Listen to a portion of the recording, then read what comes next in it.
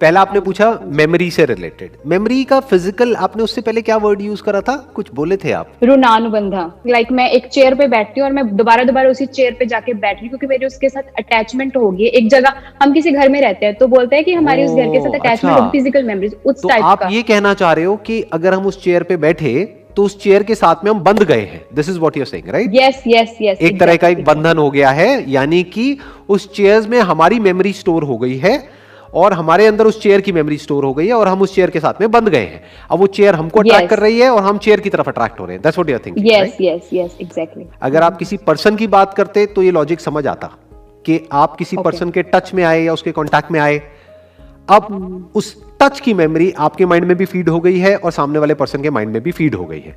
But chair में या दीवार में या नॉन लिविंग जो भी कुछ है उसमें, ये सब बातें अंधविश्वास की हैं, ऐसे तो हम कुछ भी मान सकते हैं।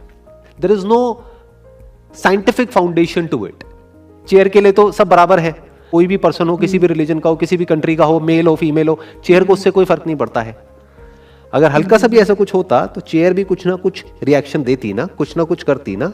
तो ये सब अंधविश्वास है, मानने को हम कुछ भी मान सकते हैं। अब दूसरा जो आपका क्वेश्चन है उसमें कई अलग अलग एस्पेक्ट्स आपने एक साथ में टच कर दिए। नंबर 1 आपने बात करी किस्मत की, और किस्मत के साथ में आप क्या कॉन्सेप्ट जोड़ रहे हैं? भगवान।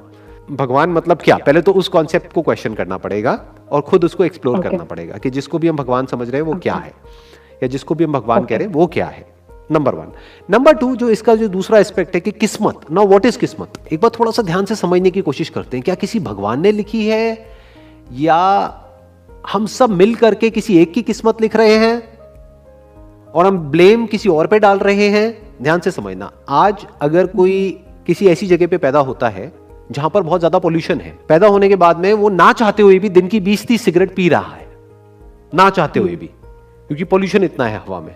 उसकी वजह से उसकी लंग्स खराब हो गई, उसकी वजह से उसकी ब्रीदिंग में प्रॉब्लम आ गई, उसकी वजह से उसको कई बीमारियां लग गई। तो अब क्या ये उस बच्चे की किस्मत है? क्या ये किसी भगवान ने लिखी उस बच्चे के लिए किस्मत कि तू पैदा होगा मतलब और तेरे को ये बीमारियां होंगी? तो उस बच्चे के ऊपर ये प्रॉब्लम किसकी वजह से आई है? पॉल्यूशन की वजह से। पॉल्यूशन किसकी वजह से हो रहा है? वजह से और खुद। राइट। एनवायरनमेंट को खराब कौन कर रहा है? क्या भगवान? क्या कोई जानवर?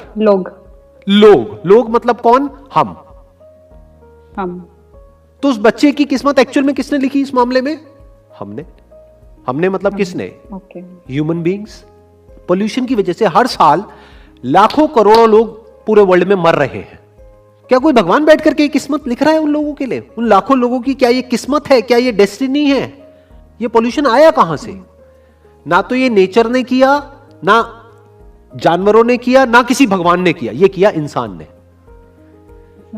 किस इंसान ने? किसी एक इंसान ने नहीं, हम सब ने। तो जो सब कर रहे हैं, जो हम सब कर रहे हैं, उसका असर एक पर हो रहा है और जो एक कर रहा है उसका असर सब पे हो रहा है।